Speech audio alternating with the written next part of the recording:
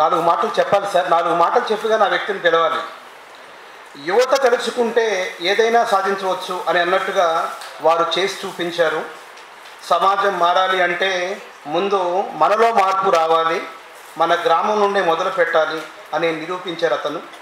యువత అంతా కలిసి ఆ గ్రామంలో ఏకమై ఒక అసోసియేషన్ క్లబ్గా ఏర్పాటు చేసుకొని కార్యక్రమాలు నిర్వహించారు. విద్యార్థుల పోటీ పరీక్షల కోసం ఇబ్బంది వద్దు అని ఒక లైబ్రరీ కూడా ఏర్పాటు చేశారు. గ్రామంలో ఎన్ని సమస్యలు వచ్చినా పరిష్కారం కోసం పనిచేస్తూ ఉన్నారు, ఇప్పటికీ పనిచేస్తూనే ఉన్నారు. వారంతా కలిసి ఫండ్ రూపంలో ఏర్పాటు చేసుకొని సహాయ సహకారాల కుటుంబాలకు కూడా ఆర్థిక సహాయాన్ని పేదవాళ్ళకు అందించారు. ఆరోగ్య క్యాంపులు కూడా ఏర్పాటు చేశారు. అదేవిధంగా ఓటు అవగాహన ప్రోగ్రామ్స్ కూడా ఏర్పాటు చేశారు. స్వయాన 35 లక్షల రూపాయల కోసం గ్రామ సేవ కోసం ఖర్చు చేశారు. ఇంటికి ఒక ఉద్యోగం ఉండాలనే లక్ష్యంతో, అలా ఉంటే గ్రామం అభివృద్ధి చెందుతుంది అనేటువంటి ఒక విధానంతో ముందుకెళ్ళినటువంటి ఒక వ్యక్తిని ఈరోజు డయాస్ మీద పిలుస్తున్న వేదిక మీదకి. అతను ఎవరో కాదు, కృషి యూత్ కల్చరల్ క్లబ్ అసోసియేషన్ నిర్వాహకులు రేపాక డి గారు. Please come on to dais. Give a big hand everybody, all of you please. Repaka D and team also please. Okay, and team also please. Please come on to dais అండి please. Give a big hand everybody, all of you. Right. ఈ team అందరిగా ఉన్నారు కాబట్టి ఈ అవార్డుని Skylab బాబు గారు అలాగే భూపాల్ అన్న అందజేయాల్సిందిగా కోరుతున్నాను.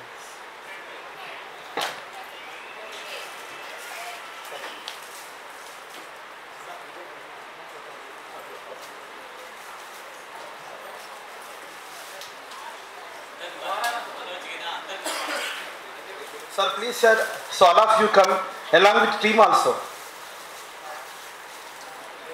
Manojana. So Repaka D team and also please. Yashwant.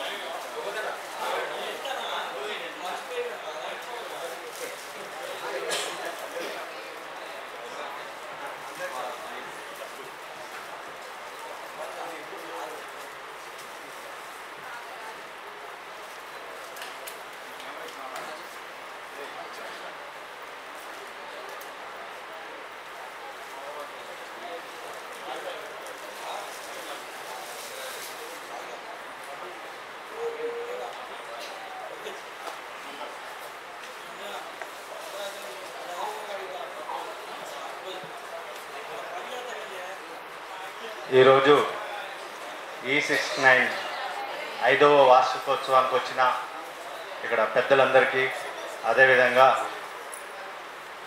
ఈ అవార్డు స్వీకారానికి వచ్చినా కూడా మిగతా నా తోటి సభ్యులకి, మీరు మీ వివిధ రంగాలలో ఎంతో పేరు ప్రఖ్యాతులు సంపాదించిన వాళ్ళకి ఈరోజు ఈ బహుమతి ప్రదానం ఉంటుంది. కాబట్టి అందరూ కూడా గొప్ప వ్యక్తుల మధ్యలో మాట్లాడే అవకాశం ఇచ్చినందుకు భాను అన్న కూడా ముఖ్యంగా నేను అందరికీ ధన్యవాదాలు తెలియజేస్తున్నాను.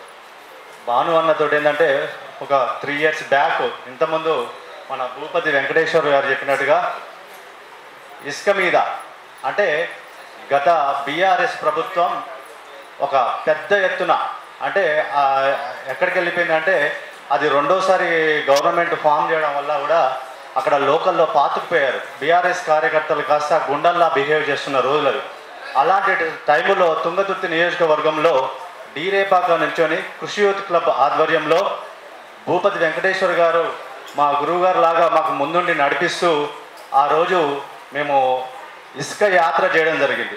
కలెక్టరేట్ నుంచొని భువనగిరి కలెక్టరేట్ నుంచొని తిరుమలగిరి వరకు అన్ని మండలాలలో ఎంఆర్ఓ ఆఫీసులలో కలెక్టర్ భవనాలలో అన్నింటిలో కూడా మేము ఏంటంటే వినతి పత్రాలు ఇచ్చుకుంటా ధర్నా చేసుకుంటా మనం సాగుతున్న రోజుల్లో అప్పుడు వర్షం కూడా పెద్ద ఎత్తున ఉంది. అయితే ఆ టైంలో మాకు లోకల్ మీడియాని కానీ మిగతా వాళ్ళని మేము సంప్రదించడం జరిగింది. వాళ్ళు ఎవరు రానని చెప్పారు.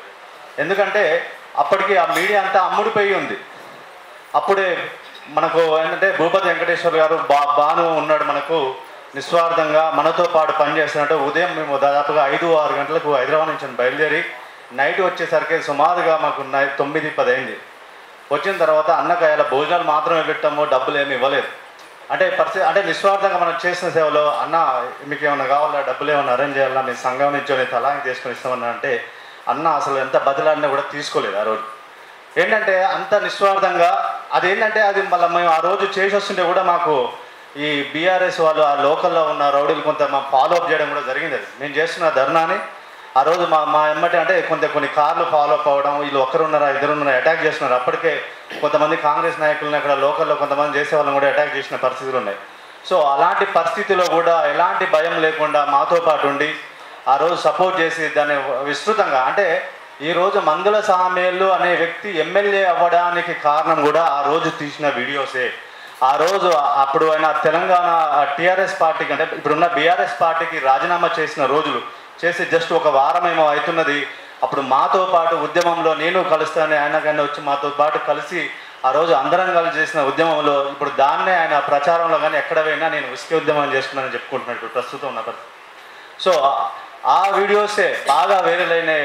భాను అన్న ఛానల్ ద్వారా మేము ఆ రోజు నుంచి మేము పోరాటం చేసి ఇప్పటికీ డీరేపాక గ్రామం, మూసి వాగు ఈ పరిసర ప్రాంతాలలో ఇసుక ఎత్తాలంటే కూడా వెన్నులో వణుకున్న పరిస్థితి అనమాట. అలాంటి పరిస్థితుల్లో మాకు అంటే అలాంటి ఉద్యమానికి మాకు వెన్నుదన్నుగా ఉండి ఆ రోజు మీడియా ద్వారా తన ఛానల్ ద్వారా రాష్ట్రం అంతా కూడా తెలియజేసింది. అంటే ఆ రోజు ఆ ఛానల్ తోటి మాకేంటంటే గాదర్ కిషోర్కి ఇసుక దొంగ అనే పేరు వచ్చింది మాత్రం ఆ రోజు నుంచోనే. ఇసుక దొంగ అంటే గాదర్ కిషోర్ ఎందుకంటే ఆ రోజు నుంచి మాకు ఆ రోజు వచ్చిన ప్రచారం నుంచోనే ఇసుక దొంగగా మాకు పేరు రావడం. అంటే అలాంటి కార్యక్రమాలలో కూడా మేము ఎంతో అంటే అది ఏంటంటే కొంత ప్రాణహాని, భయము ఇవన్నీ ఉన్నాయి, దాంట్లో మిళితమై ఉన్నాయి. అలాంటి పరిస్థితుల్లో కూడా మా యూతే మా తల్లిదండ్రులే మమ్మల్ని వెనకకు లాగుతున్న పరిస్థితిలో మేమే అడిగేసినామంటే మాతో పాటు భూపతి వెంకటేశ్వరరావు గారు కావచ్చు, అదే అంటే మాకు ధైర్యాన్ని పోస్తూ కార్యక్రమం ఎలా చేయాలో గైడెన్స్ ఇస్తూ దానికి తోడుగా ఇలాంటి E69 ఛానల్ లాంటి బాణన్న మాకు ఎలా మాతో పాటు రావడం అనేది మేము అంటే ఆ కార్యక్రమాన్ని విజయవంతంగా పూర్తి చేయడానికి కారణమైంది.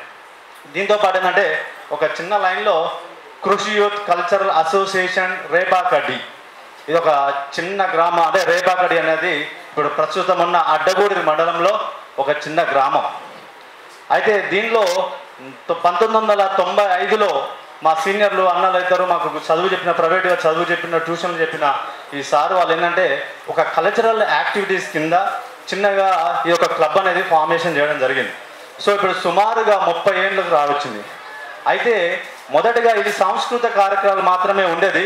దాని తర్వాత మెల్లమెల్లగా చదువు వైపు ఉద్యోగం అంటే మా యొక్క ఎయిమ్ ఏంటంటే చిన్నగా 2007 నుంచి మా అన్నలు కొంచెం వాళ్ళకున్న దాంతో కొంచెం టీచర్ జాబులు, పోలీస్ జాబులు చిన్న రావడం వల్ల ఈరోజు మా ఊర్లో 2007కి ముందు ఏదో కాంట్రాక్ట్ బేస్ మీద చేసుకొని పర్మనెంట్ అయిన వాళ్ళు 1-2 గవర్నమెంట్ జాబర్స్ ఉండేవారు, 2-3 ఉండేవాళ్ళు మహా అయితే.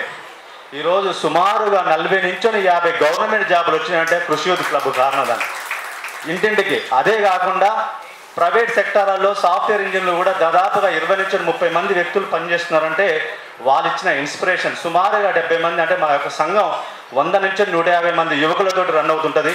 సో వీళ్ళు వచ్చిన తర్వాత ఏంటంటే నేను బాగుపడ్డా అయిపోయిందని కాకుండా పే బ్యాక్ టు సొసైటీ అనే నిదానంతో ఇప్పుడు అన్న ఇందాక చెప్పాడు దాదాపుగా 2018 నుంచి ఈ రోజు వరకు 7 ఏళ్లలో ఊరి కోసం మేము ఖర్చు చేసిన అమౌంట్ 35 లక్షల అక్షరాల 35 లక్షలు.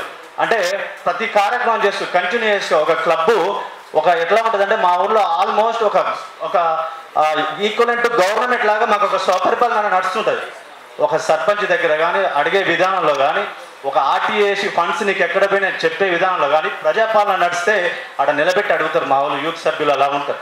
అంటే అవేర్నెస్ కల్పించాలి, అవేర్నెస్ ఉండాలి, అట్ ద సేమ్ టైం మనం క్వశ్చన్ చేయాలి, దాని తర్వాత సమాధానం చెప్పగలగాలి మనం. సో ఇది అంటే ఇంటికో ఉద్యోగం వస్తే ఇల్లు బాగుపడుతుంది, ఇల్లు బాగుపడితే ఊరు బాగుపడుతుంది, ఊరు బాగుపడితే మండలం బాగుపడుతుంది, జిల్లా దేశం బాగుపడుతుంది. అది మా యొక్క నినాదం. సో ఈ యొక్క అవకాశం ఇచ్చిన భాను అన్నకి అదేవిధంగా మిగతా మిత్రులందరికీ ధన్యవాదాలు తెలియజేస్తూ ఇంతటితో ముగిస్తున్నాను. Thank you. Thank you Manoj.